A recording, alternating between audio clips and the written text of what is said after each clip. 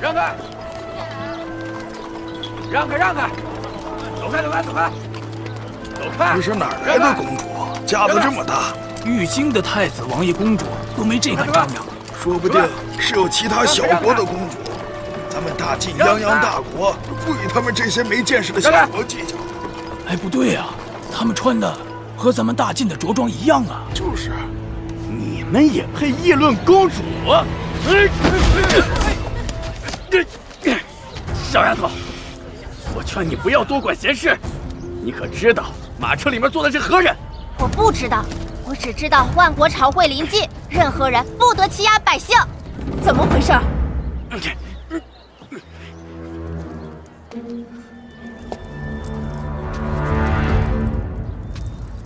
岂有此理！我看谁这么大胆子，竟敢拦住本宫的去路！我乃长安侯旗下校尉，随花县主负责本次万国朝会，有责任维护秩序。他魏明月算什么东西？这里是玉京，不是他的清寒州。你带人把他的狗腿子赶走，不必顾忌。是。当今殴打百姓，该如何处罚？回县主的话，当退去长库，当众责罚10棍，严重者发配边疆，充苦役5年。那就带下去吧，送去玉京府杖10棍，让他好好了解一下大晋的律法。你又算什么东西？给我打！是。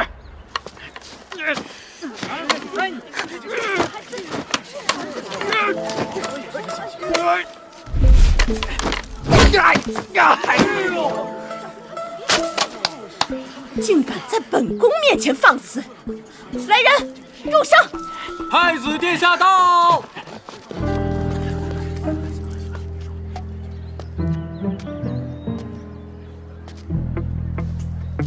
乐阳姑母，太子侄儿，1年未见，你又俊逸不少啊。贵府中人似乎不懂大晋律法，姑派人送他们去玉京府学学。姑母没意见吧？太子侄儿帮助本宫教训不懂事的下人，本宫还要感谢太子侄儿呢。二小姐不是一直说要见她的太子哥哥吗？快去把二小姐叫来。怎么感觉有双眼睛在盯着姑母？见个礼。是。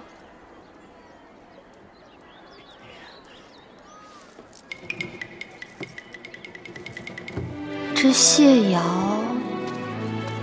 确实有几分姿色。太子哥哥，瑶瑶好久没有见到你了。瑶瑶，切！好久不见。太子哥哥，都是我们不好，我们离开玉京太久，人生地不熟的，所以一不小心才惹得2位姐姐不开心了。谁是你姐姐呀？因此挡住了我们的去路。太子哥哥，玉京什么时候变得这么可怕了？你等等，你等等，你等等，你刚才说什么？姐姐？哪来的姐姐？就是你身边的2位姐姐啊。哦，她们年纪都比你小，你可别乱叫。如果我有什么做不好的地方，还请姑娘实言相告，我不想让你和太子哥哥误会。哼，竟敢抢我台词，怎么会呢？原来姐姐和太子殿下是旧相识啊！真没想到姐姐竟把我想得这般心眼小。是呢，我和太子殿下确实是旧相识，只是娇姐去世之后，我便很少有机会见到太子殿下了。太子殿下，你带瑶瑶逛逛如今的玉京好不好呀？不好，姑今日没有时间，要送花县主回家。县主，我们走吧。嗯。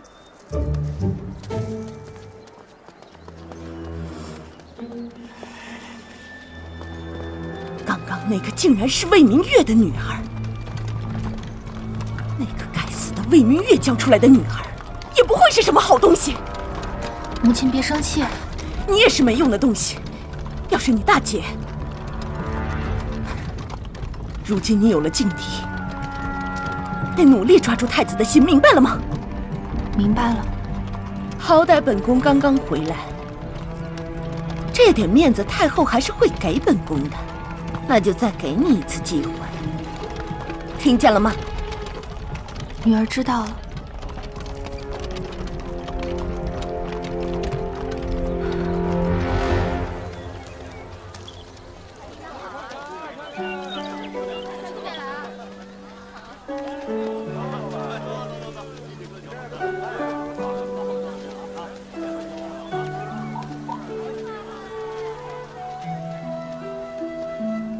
太子殿下，您真好。姑哪里好了？您没有偏袒谢家二小姐，我心中很欢喜。姑为何要偏袒她？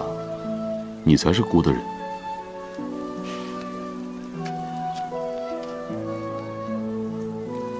要不去我们家坐坐吧？您不是说很喜欢我们家的氛围吗？可是姑一想到花将军，姑不胜酒力，恐怕你爹娘会觉得不太合适吧？不会的。太子殿下，哎，夫人，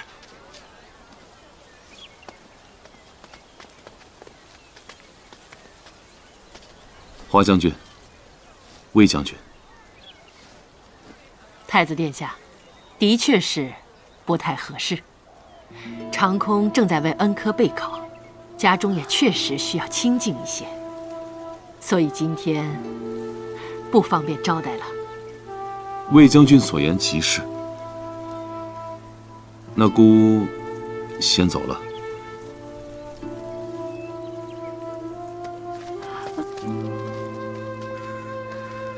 不要再看了。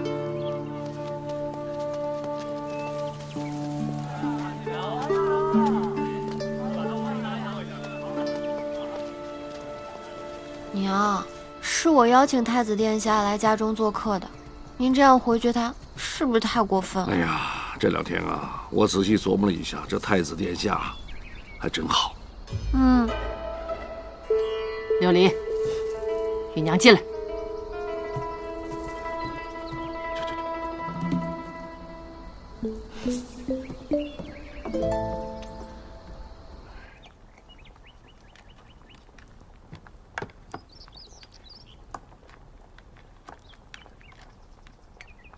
你爹的长处你不学，倒把你爹哄人的那些套路学的是10成10啊！我没有。没有？你哄太子殿下，是因为喜欢他吗？娘，说什么呢？琉璃，你看着娘。娘问你，你的那种喜欢，是男女之情，还是兄弟之意啊？娘，别说了，换个话题吧。娘之前行军打仗过于忙碌，忽略了与你的交流。娘现在想问问你，你要好好的回答娘。如果你哥跟其他的女人在一起，你会生气吗？那我有什么生气的呀？不过我得看看那个女子是不是能成为我嫂嫂。但是如果太子殿下跟其他女人在一起，不行，那个女人就犹如这核桃。琉璃，你志向不小啊。什么意思啊？你除了青史留名的病美人，是不是还想当一国之母？娘，未来的皇后？我哪有那么厉害啊？那你就要记住一件事情：如果太子不先请旨表白于外，你不要过早地向他吐露你的心情，他毕竟是当朝太子。可是琉璃不明白，什么是请旨表白于外？心里藏不住的笑和期待，手脚不听使唤，抑制不住的喜欢。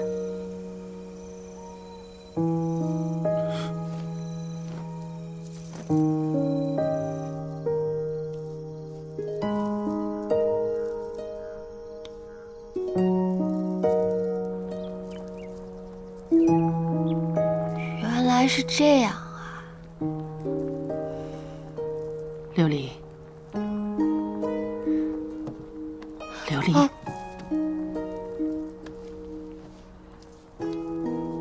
娘何尝不想放手让你去追求你的爱情？可是成家不是那么简单的事情。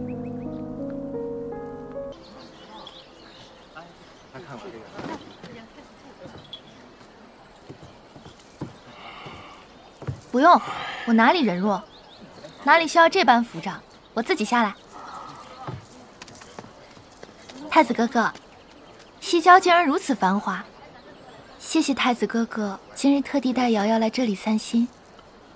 不是特地，是父皇与太后交代，姑不得不遵从而已。谢二小姐，千万别往心里去啊！握住对方的手，看向对方，保持微笑，不要握满全手，握到指尖部分即可。好了，要注意一下距离，千万不要磕到脑袋。小姐，小姐，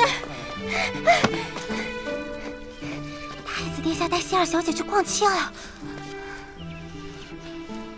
人家在这里操劳，你倒在外面快活。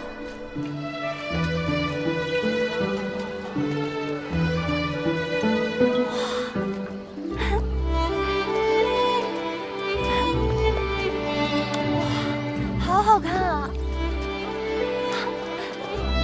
白头偕老。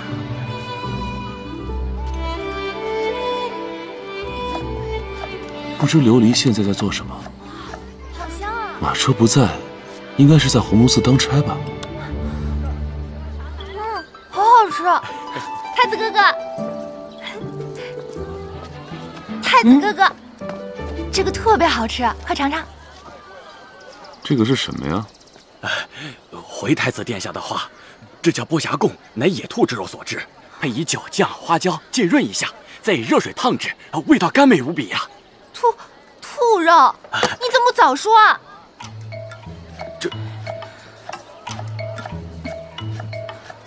刚才还柔柔弱弱。兔肉好啊，新鲜。这脸变得好快啊！这个特殊的风味呢？是。这里人这么少，是不是大家都不敢吃啊？没有啊。花县主，难道就没有考虑过你们的生计问题吗？殿下，太子殿下饶命啊！像我等这种并无一技之长之人，这采集和打猎就是我们的谋生手段呢。这花县主给了我们剥虾贡的配方，让我们在这儿开起了铺子，我们才有了一席的生存之地呀。他将其给了你们，却没有考虑过旁人根本不敢吃吗？这不是故意找茬吗？没有啊，生意很不错的。殿下，好了，起来吧。你不用担心，姑觉得这样很好。西郊本是荒街，在花县主的主张下，才有了如今这般热闹景象。此处与龙井坊紧密相连，万国朝会之后，你更不需要担心生计问题。草民感恩太子殿下，感谢太子殿下。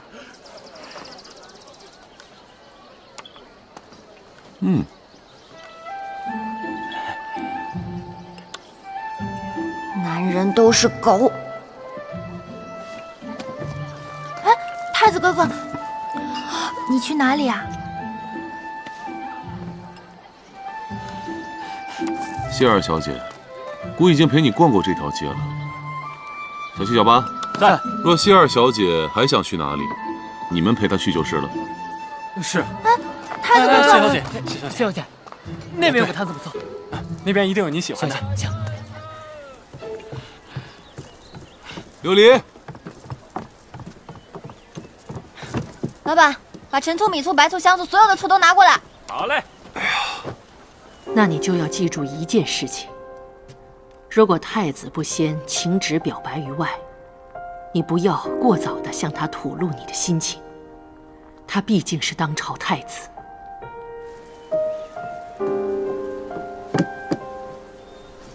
孤还听闻今日你在鸿胪寺忙碌，怎么就回来了？想喝醋了。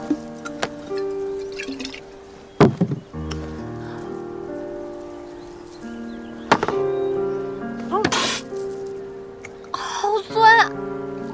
袁伟，袁伟，他们都说陛下要把谢家二小姐许配给你了。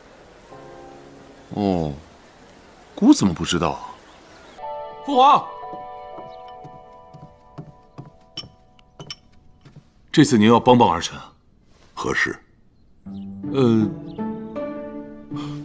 儿臣突然发现，儿臣陷入禽兽。你强抢民女了？儿臣在您心中就是这样的人？那是，我儿文武双全，容貌无双。哪还会做这种不法之事？所以您就别讲什么乐阳长公主的谢家二小姐许配给儿臣的事情了，儿臣对她无意。香菜，老奴在。朕有说过这个事吗？回陛下话，似乎是有提过。哦，那你说，你喜欢谁？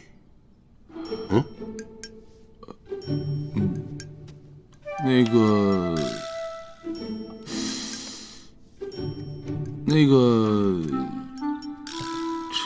哎呀，什么这个那个的，你就痛痛快快的说你喜欢谁？哎，那个谁？谁呀？花琉璃。哎呀，你怎么不早说呀？朕险些把他就许配给你皇兄了。那你们现在进展到什么程度？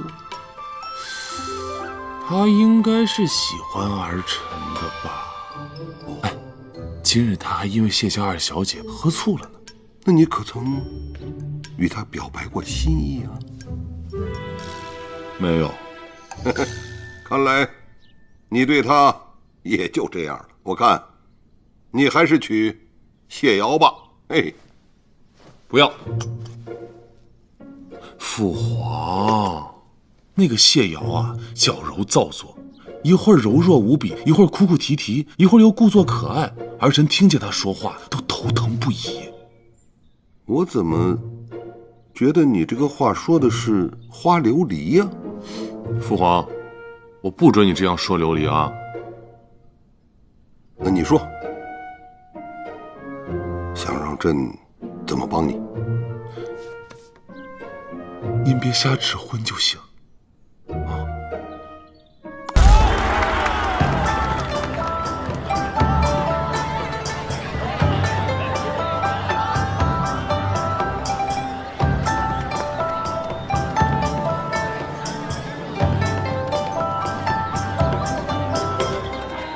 殿下，您要不要下去跟花郡主打个招呼？不必了，别去打扰他。没想到花郡主竟如此游刃有余，看来她确实是鸿胪寺卿最合适的人选了。还是殿下您慧眼识珠啊！来，坐。来，晚上。谢谢。来，干。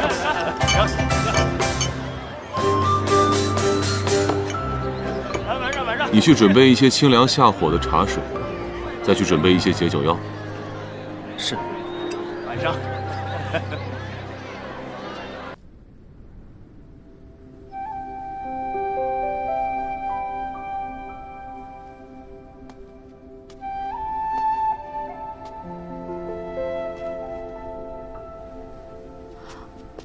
太子殿下，听说今日金破二皇子会到。是啊，我在这儿都等了快1个时辰了。对了，殿下是不是喜欢福寿郡主这个名字啊？你怎么知道是姑要的？殿下的别院叫安康院，这让人很难不联想到吧？你不喜欢这名字？还好啊，福寿安康，听起来就很吉祥。你喜欢就好，这名字姑想了许久。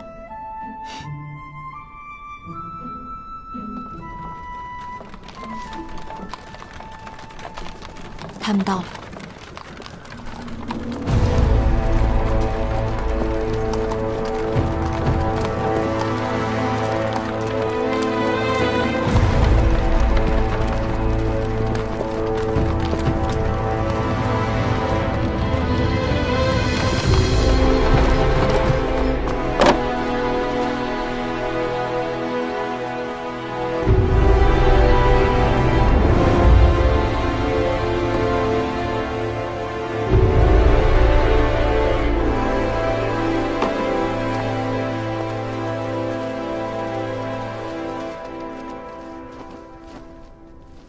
晋国太子殿下，花郡主，没想到今日是2位迎接我，在下是受宠若惊啊。这不是担心二皇子殿下怕您找不到我们玉京城的城门在哪儿吗？这金破国真是有大国风范啊，居然最后一个才到啊！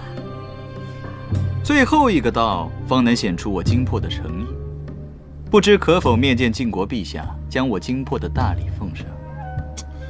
哦，还真是拭目以待啊！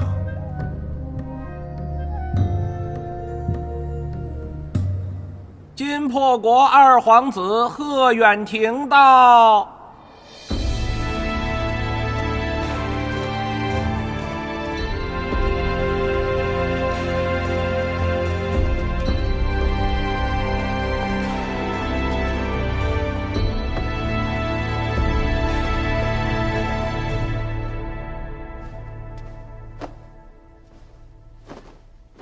拜见晋国陛下。拜见陛下。免礼，免礼，免礼。谢陛下。贵国使臣一路辛苦，为何不休整一下再来见朕呢？听闻我等是最后一个到达晋国的，为表诚意与歉意，特此送上金破绝色美人一名。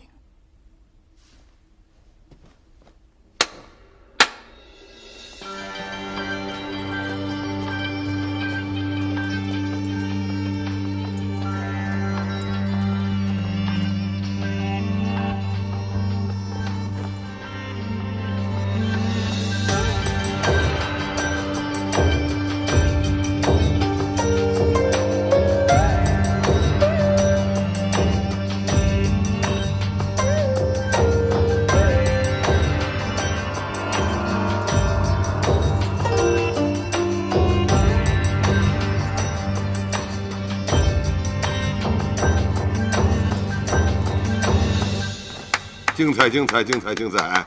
啊，美呀，美呀，美呀，美呀，太美了！只是朕的后宫已经没有地方了，对吧？不收了，不收了。可这是我金破国君之命，陛下若是不收，便只好送给贵国储君了。你自己留着吧。你敢？哦，太子，二皇子说，将这美人要送给你呀！啊！谢父皇。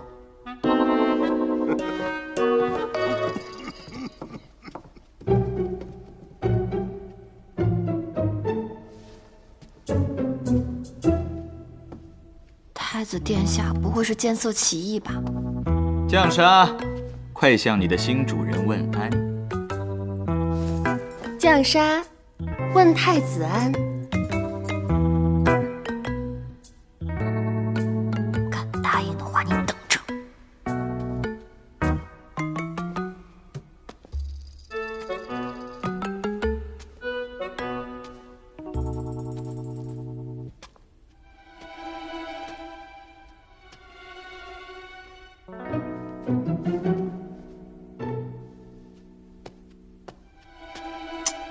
二皇子既然将美人送给了孤，孤自然便有处置的权利了。当然。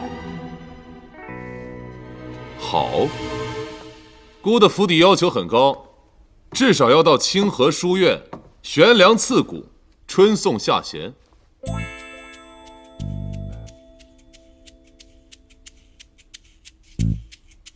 这样吧，先将这美人送往书院，待学有大成之后，孤自然会开门迎接。这还差不多。太子殿下说，送去哪儿？来人，送人清河书院。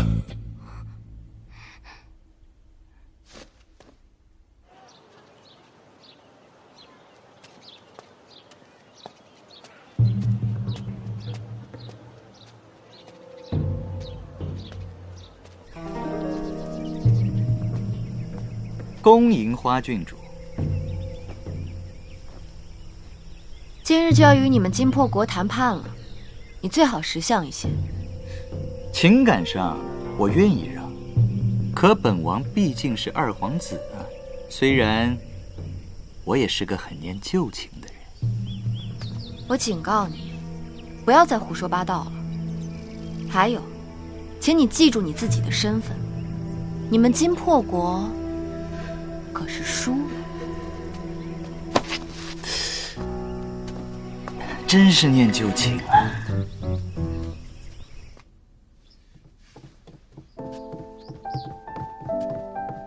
太子殿下，你怎么来啦？是要和臣女一起去谈判吗？孤是来给你撑腰的，还记得之前孤跟你说过的话吗？记得，记得呢。总之，那个贺远，除了和他谈判，不许与他说其他的话。当然了，臣女不屑于和他说多余的话。来，姑瞧一瞧。我帮你调整一下啊。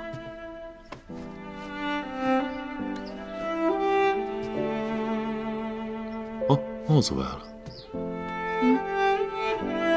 好些了吗？别动，别动。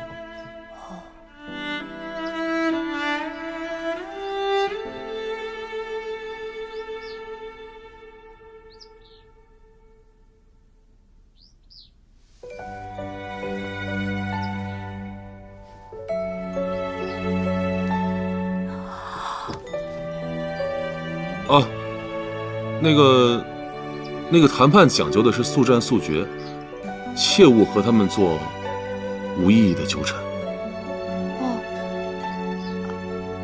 我走了。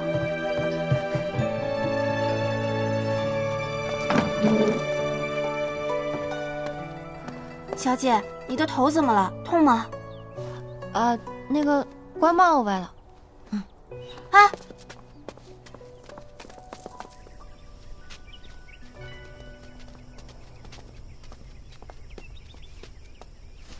花郡主，诸位大人久等了。我等奉杜太师之命前来帮助花郡主。又是一群来找茬的，希望可以同仇敌忾吧。那琉璃便感谢诸位大人撑腰了。我们在战场上赢了金破，此番和谈自然是占据主动。但贺远亭这个人诡计多端，怕是会有盘外招。一切还需小心行事。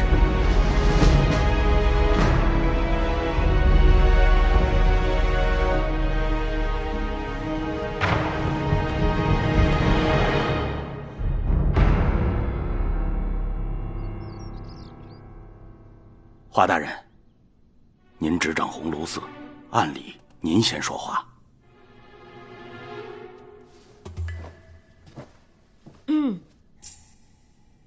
金破国欺横各国久矣，如今将将战败，我大晋素来心胸宽广，自然不会在条件上苛刻别国。在你们面前的这议和协议，上面记载着这次我们谈判的条件，请看吧。大人所言极是，可金破即便战败，也不是晋国的足下蝼蚁。只要这条件合理，我金破也没有拒绝的道理。自然合理。交换战俘，自然没有问题。定期互市，这也是利国利民之策。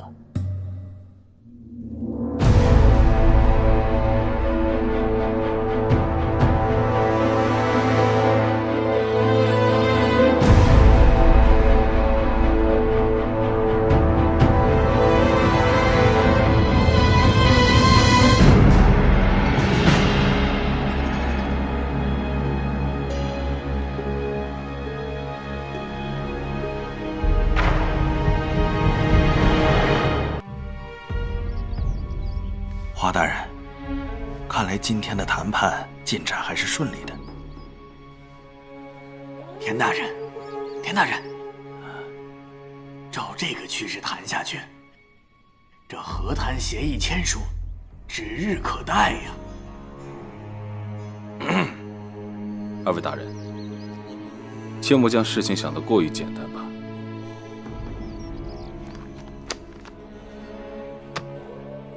这青寒草原后撤500里之事，恕我等不同意。青寒草原自古以来都是我们大晋的土地，何来你们不同意之说？何为自古以来？从本王记事开始，这青寒草原就是我精魄的草原。你的意思是，你们不同意？不同意。后撤500里才是此次谈判的重点，所以你绕来绕去兜这么多圈子，都是为了此事做铺垫，岂有此理！败军之国岂敢和我们谈条件？话也不能这般说，华大人。若本王今日真的答应后撤500里，恐惊破百姓大怒之下，要求拼死一战。若这两国再起战火，怕是四卿大人也不愿看到的吧？看在我们曾经的情谊上，花大人何不退让一步？谁跟你有情谊啊？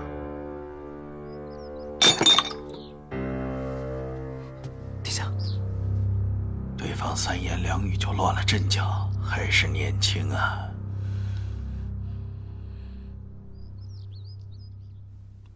去给花郡主送一杯茶，润润嗓子。另外，把他的椅子换了，别留有靠背的。这是为何？让他挺直腰板，别弱了士气。曾经的情谊，孤岛要去亲自会会他。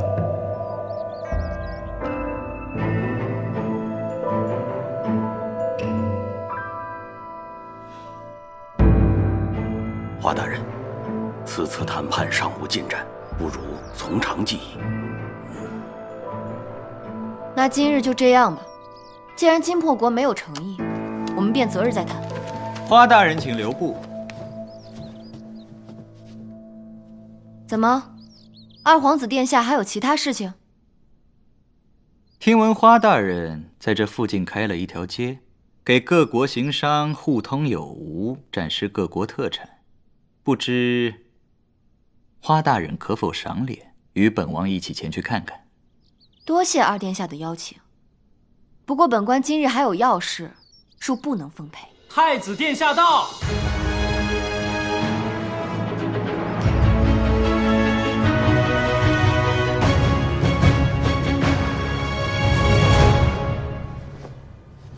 既然二殿下有如此雅兴，不如由孤陪你逛逛。晋国太子殿下愿意赏脸，那自然是再好不过了。花郡主要是方便，也一同前行。请。太子殿下这唱的哪一出？花大人，我们怎么办？先跟上去吧。好。对了，花大人，您有没有觉着太子殿下和这个金破国的二皇子过于的针锋相对呀？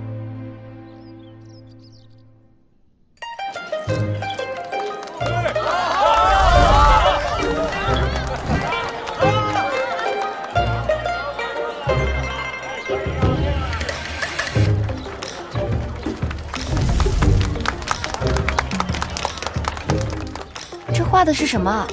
图案好特别啊！这上面画的动物是狮子，摩斯国的圣兽，我们这边是没有的。我在典籍上看过记载，这种动物其壮之如黄狗，但头大尾长，头尾各有耳，实在十分奇特。姑听说百闻不如一见，这回谈判让摩斯国进贡2只来，到时候姑送你1只，你就在你家院子里养着，就好像当发发一样养。来，我们走。啊。这是高丽人参吧？是的，这么大的个头，看着有30载啊，实在是珍贵的宝药。这看起来很像是干煸的萝卜。花郡主有所不知，这高丽人参有补充气血的效果。本王听闻花将军征战多年，落下了不少旧病，不如本王把它买了，送给花郡主可好？不必了吧，这太贵重了。不要了。本王要了。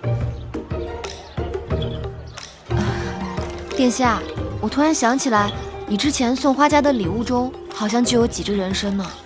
哦，你是说姑上次从父皇的宝库里拿出来的那几个盒子？时间太久了，姑差点忘了。而且你送我的那几只人参似乎比这个还要大呢。那这样算起来，是不是要有100多年的年份了？花郡主若是喜欢的话，姑下次带你进去，你自己拿。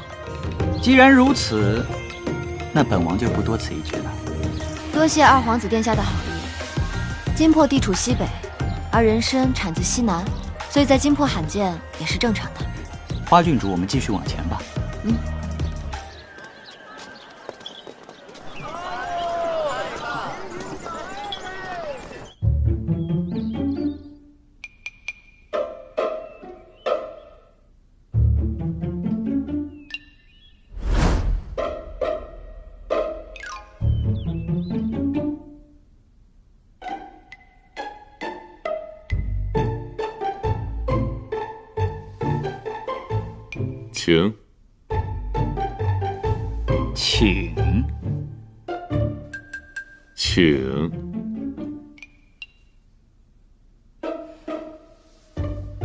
请。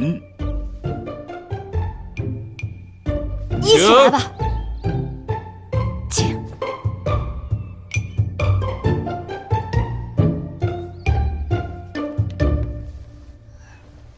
二皇子，这是我们大晋京都最有名的食肆，每道菜肴都别具一格。可是孤倒觉得，和我们花郡主的小吃街相比，还是差点风味。是吗？那本王空了，一定前去尝尝。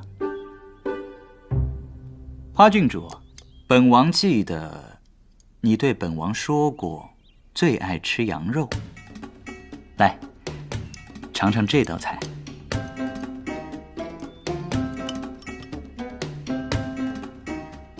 可是孤记得，花郡主和孤一起烤肉时，最喜欢吃的是牛肉。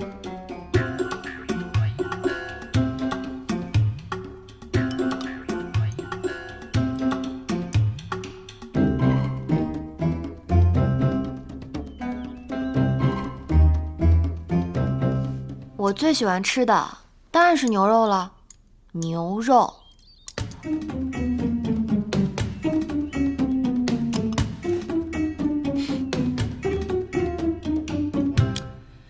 早就听闻晋国人喝酒没有精魄豪爽。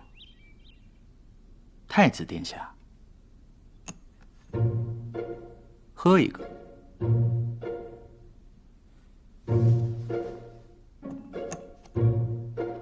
来，请。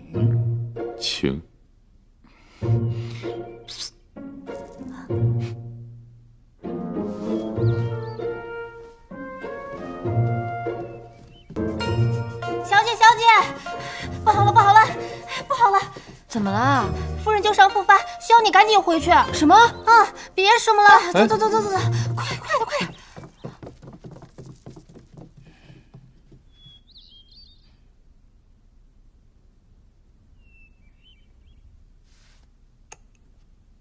二皇子，孤劝你早点回到金魄。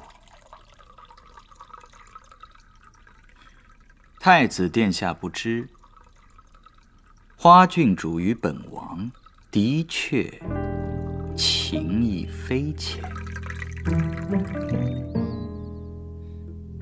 那年，花郡主真的是十分喜欢本王的。二皇子，如今只有我们2人，不要敬酒不吃吃罚酒。不管是什么酒，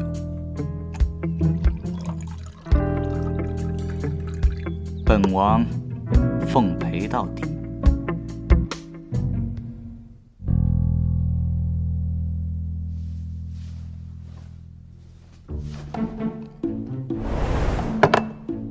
还继不继续？本王还能大战300回合。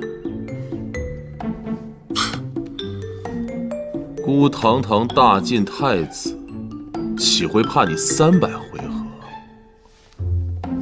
至少800回合才过瘾。请。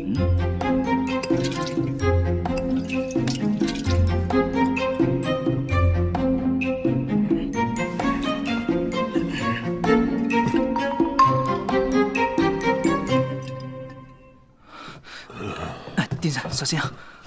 徐怀，带孤去见云寒。是。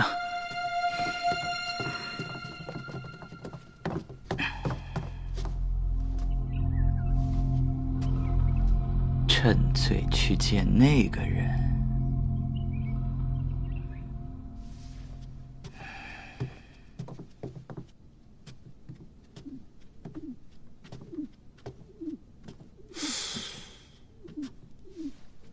取下来。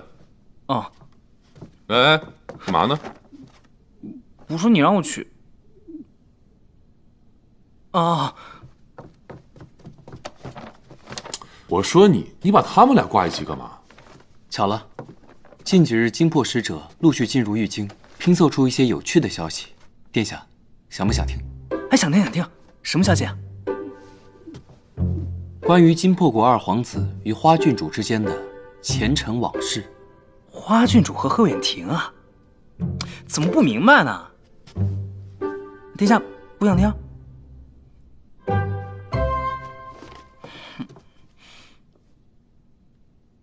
孤只想知道花郡主是不是真的叛国通敌，中了那贺远亭的美男计。事情是这样的，数月前，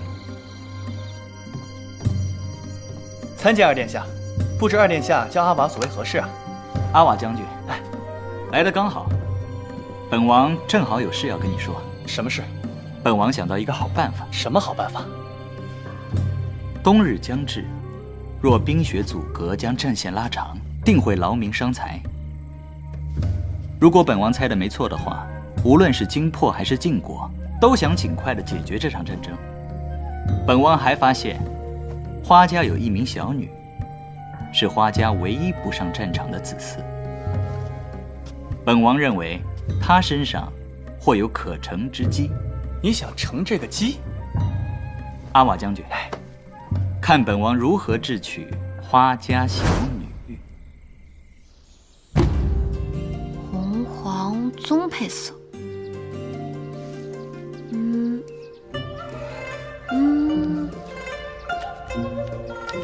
照镜子看看。小姐，这真的好看吗？这可是玉京的妆容，肯定是好看的呀。那你怎么不自己试？我这不是先练练手吗？哎，这样，一会儿我带你去街上，咱们让其他人来评评理，看看到底好不好看。走吧。哎，别人不会笑话我吧？什么时候到我们呢？行行好，再给我一点吧。等会儿。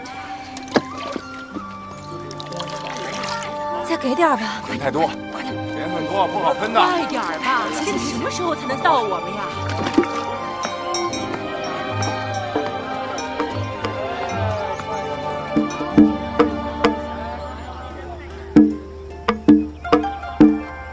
本王乔装成行商之人，潜入清寒州，略施小计，将那花琉璃骗至金魄，由此撤走，还何惧那花家军呢？好美啊！今天可真好看小姐，别人都在看我，是不是不好看呀？好看。你们快来看呀！花小姐，给你凑。谢谢。花小姐，给你饼。哇，谢谢。花小姐，送给你。谢谢。不一样，真好看。琉璃，琉璃，你快过来！你看我这儿有好多好玩的。你看，过来，过来，你看，来啊！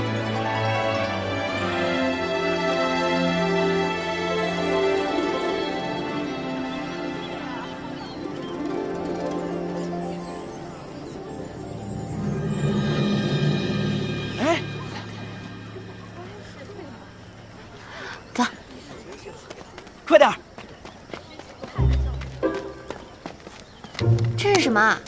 我也有。你看，琉璃小姐，是害羞了吗？为何不过来看看我的货物？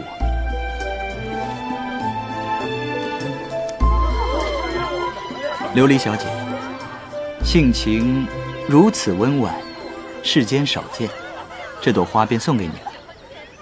你喊谁小姐呢你？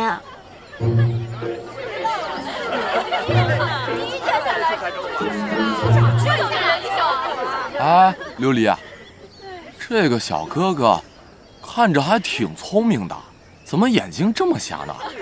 真是不可以貌取人啊！还不如多看看我呢。好呀好呀。琉璃。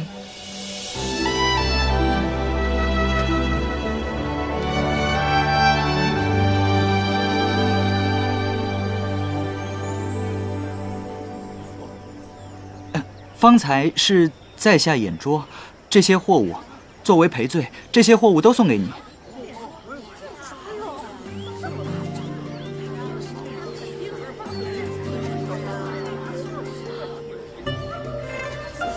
那我要这个行吗？自然是可以的。那我便原谅你了。那贺远亭此后在清寒州盘桓数日，想尽办法与花郡主接触，终于在一天晚上。琉璃妹妹慢点，注意脚下。鹤鸣哥哥，这才刚刚到卯时，你把我带到这里来做什么呀？卯时才有卯时的风景，贪睡自然是看不到的。好吧，听鹤鸣哥哥的准没错。可是这里什么都没有啊。要等一等的，你先坐。好吧。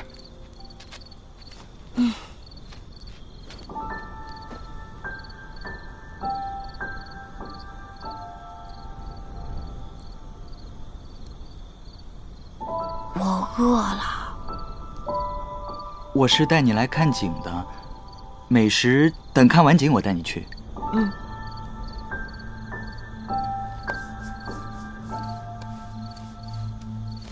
快了，快了。来，谢谢。鹤鸣哥哥，你真好。可惜了，你是金破国的人。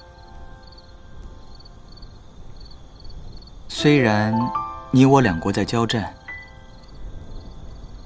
但无论在哪里，都有向往和平之人。你相信吗？我相信啊。不过，不是你们金破国一直要侵占我们晋国的土地，所以晋国才反击，引起了这么多年的战争吗？琉璃，对不起了。像我等这种小民，也只能祈求战争快点结束，不管是通过什么样的方式。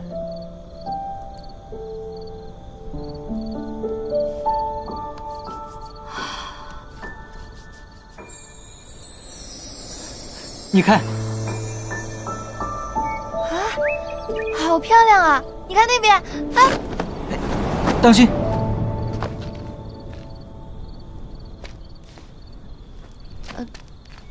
谢谢鹤鸣哥哥。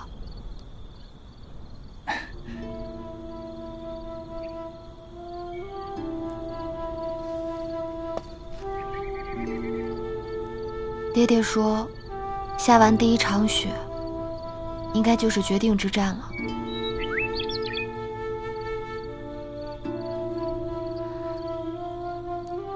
鹤鸣哥哥，若我们输了，琉璃会被抓走吗？琉璃，我带你去京破吧。我答应你，无论如何都会保护好你。可是现在两国之间道路封禁，更何况我的身份，你不可能带我离开的。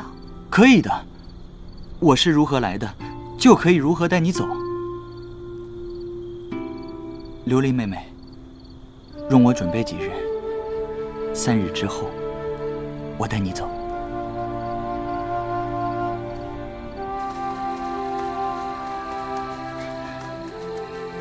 鹤鸣哥哥，这路走得对吗？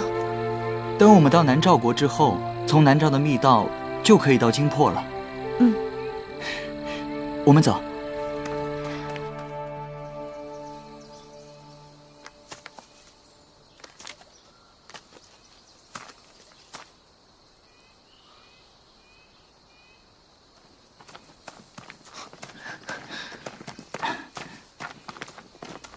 来人，把花琉璃给我抓起来！将军不可。二皇子，什么意思啊？花琉璃之事，我们还需从长计议。已经是金破的二皇子了。琉璃，除去二皇子的身份，其他事我都没有骗过你。那你准备拿我怎么处置？我答应你，定会护你周全。还护什么周全？你赶紧把他抓起来，我们还要利用他去跟花家交涉。阿瓦将军，我们被金国军队包围了。二皇子，你看好花琉璃，我去看看。琉璃，我们走。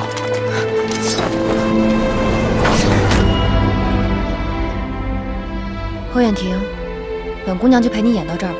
你从什么时候开始知道这些的？青寒州鱼龙混杂，要怪就怪你自己，长得太突出了，让人不得不探查你的底细。你骗我？你没骗过我吗？我自幼生长在边关，我见过最惨烈的日光，是染着大晋将士们鲜血的血旗。如果你想以我要挟花家，那你就太天真了。你一句句、一步步，皆是假意，就不要求我的真心了。贺远亭诱骗之计不成，反着了花郡主的道。当日若非阿瓦拼死相救，此刻恐怕已经被抓回晋国了。姑就知道这花郡主和贺远亭有前情。小裴啊，太子殿下是喜欢花郡主的。我什么时候喜欢她了？姑有吗？姑这等眼光怎么会喜欢她呢？那确实。花郡主蒲柳之姿，又来自边塞，性情乖张，在玉京城里搬弄是非，的确配不上咱们太子殿下。哎，你这般说，姑就不乐意了。花郡主何人配不得？殿下以前孤傲寡合，对谁都漫不经心。如今但凡沾染上了花郡主，就如同雪橇般瞪大双眼，处处不放。可金破国二皇子一来，竟然没动静了。这个我知道，这个叫遇强则怂。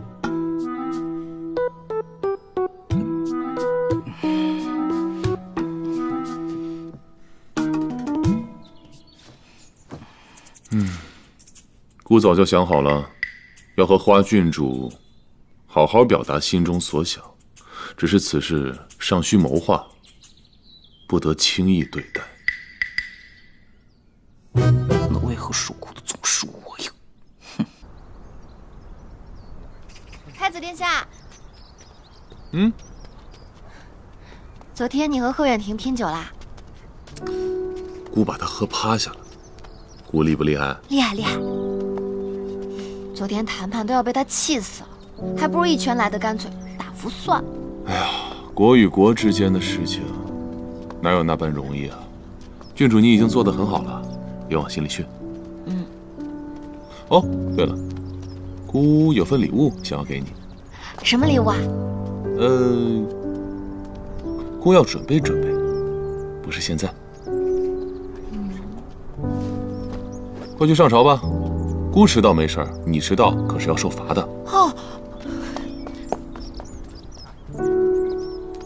金破国二皇子率金破使臣对于两国和谈之事颇为忧心，想与朕当面陈情。传金破国二皇子上殿。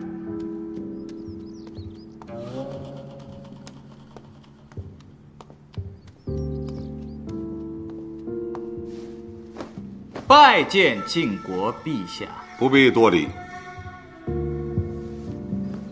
二皇子对和谈之事有何忧虑啊？陛下英明，此番晋国大捷，金破氏心悦诚服，为结两国同好，外臣有一个请求，还望陛下能够成全。请讲。陛下实属不知，当年金破与晋国一战中，花郡主与外臣有过几面之缘。自那之后，外臣便对花郡主是念念不忘。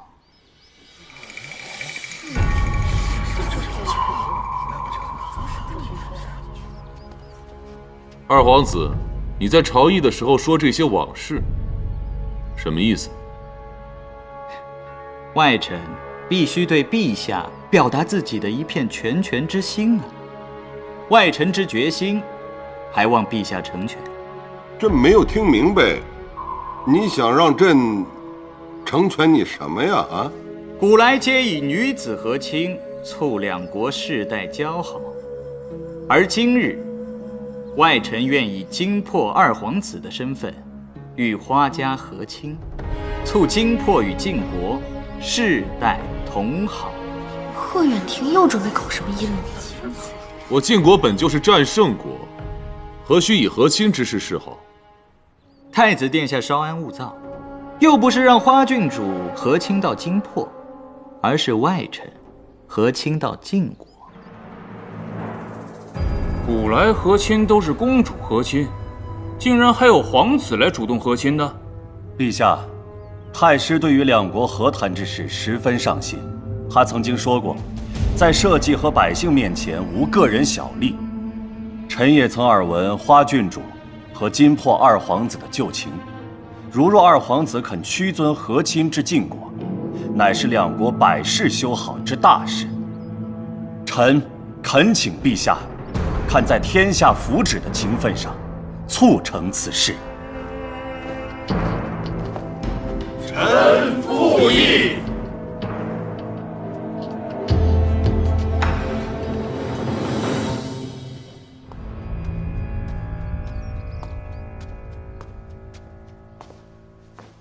陛下，想和亲之人提出和亲，被和亲之人就一定要同意吗？我晋国从来不会强迫他人，纵然社稷之前无小利，在朕这里，个人小利那是百姓的社稷啊，你是愿意还是不愿意呢？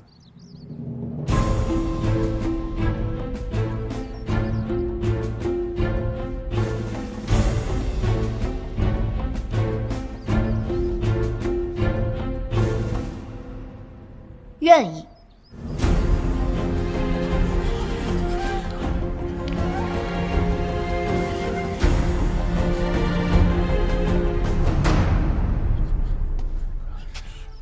贵国二皇子提出和亲，那是普天同庆的大事。我记得历朝历代提出和亲之时，都会捎带些条件。那么，请问二皇子殿下，青函草原是否可以退让？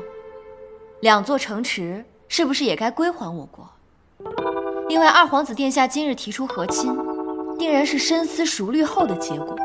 那么，请问，准备好彩礼了吗？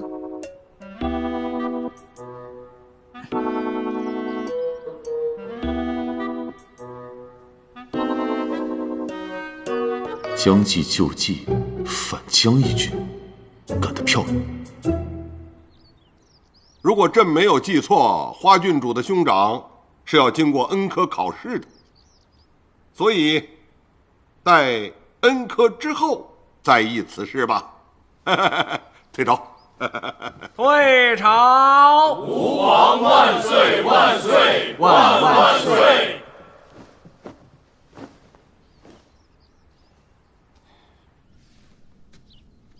元好元肃，你们对贺远亭要入赘之事怎么看？父皇，贺远亭似狼子野心，您不能答应。那个贺远亭的眼光着实不错，竟然看中了父皇为儿臣选的未婚妻子。大皇兄，你到今日还在惦记花郡主？没有啊，我只是夸奖贺远亭的眼光，顺带向父皇表明态度。如今儿臣已经心有所属，父皇不需担心儿臣与花郡主。既然大皇兄都想明白了，就不必再说下去了。我当然想明白了，我比任何人想的都明白。父皇，儿臣先行告退。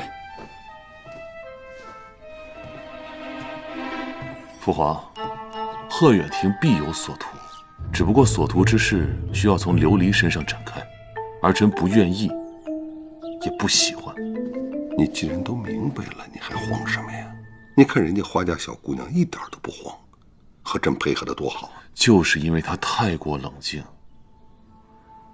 儿臣方才有一些慌。贺远亭要和亲，他想得美。幸而陛下也尊重妹妹的意见，未曾答应这等荒唐之事。他敢同意，我就敢杀进宫去找他算账。夫人，稍安勿躁，这不还没成吗？爹娘，贺远亭在谈判僵局之时提出要和亲，必然有他的算计。你的意思是？我觉得我们应该来一个瓮中捉鳖，看看他的葫芦里到底卖的什么药。将军夫人，今破国二皇子在外求见，他来的正好，我请他进来捉鳖。二哥，他定然是有备而来的，我来。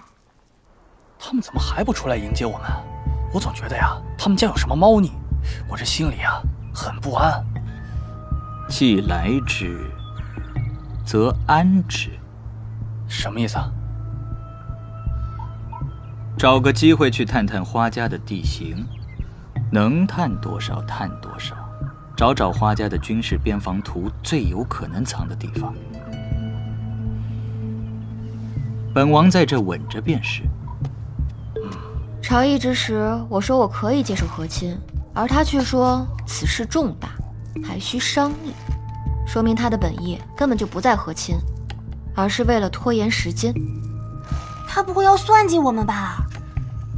如今谈判陷入了僵局，他这么做是为了打破现在的局面，所以我们现在应该要做的是要搞清楚他到底要什么。算了，兵来将挡，水来土掩，本小姐也不想思虑过重。走吧，煮汤去。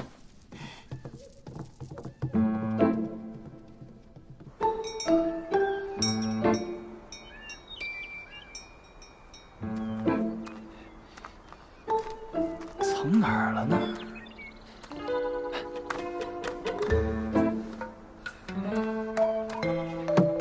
哎，你干什么呢？我那个，我要找茅房了。那你走错地方了啊！茅房在那边。好，谢谢啊。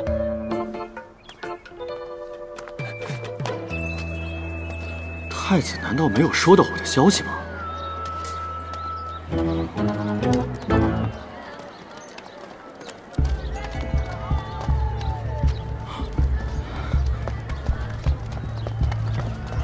太子殿下，贺远亭来了多长时间了？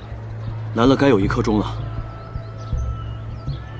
季环，跟上。太子殿下，您请息怒。长空兄，请放心，孤自有主张。没有啊。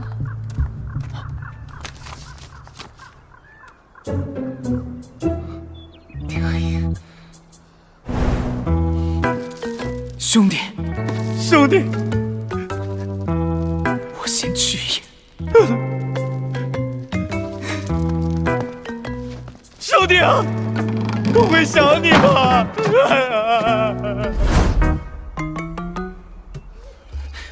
殿下，臣先走一步。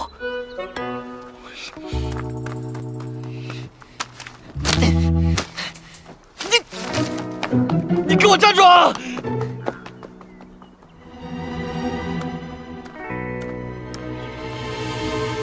站住！停！你给我站住！哎，你给我站住！你给我站住！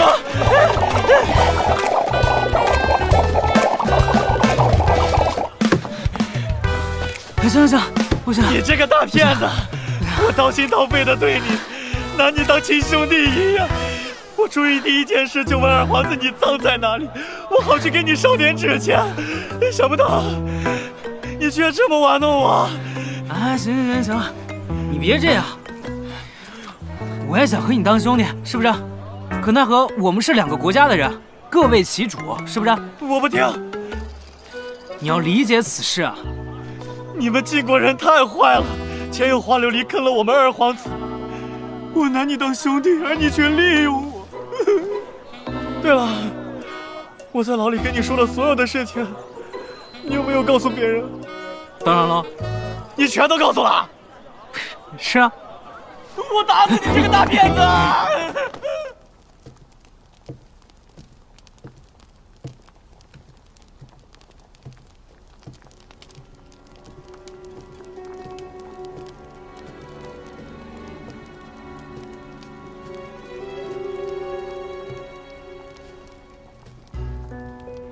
二皇子殿下真是赶之不走，挥之不去，相当粘人。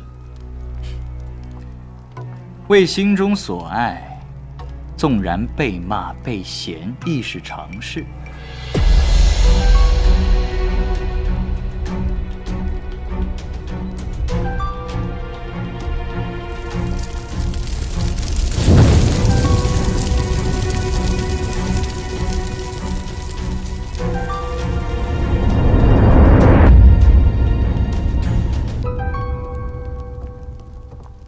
汤来了。太子殿下，您怎么来了？金破国二皇子来得，孤就来不得。当然能来，臣女早就说过了，您可是花家的贵客。去把二哥叫来。好。两位殿下，走吧。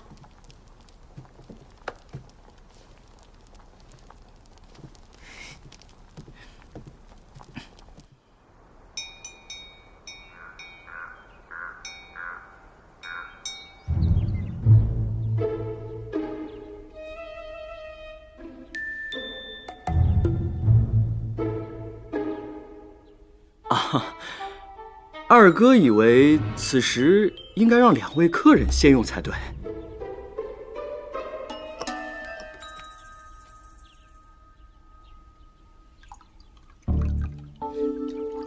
晋国人的饮食癖好真的好奇怪呀！这汤确定能喝吗？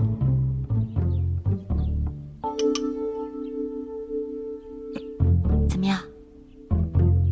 好喝吗？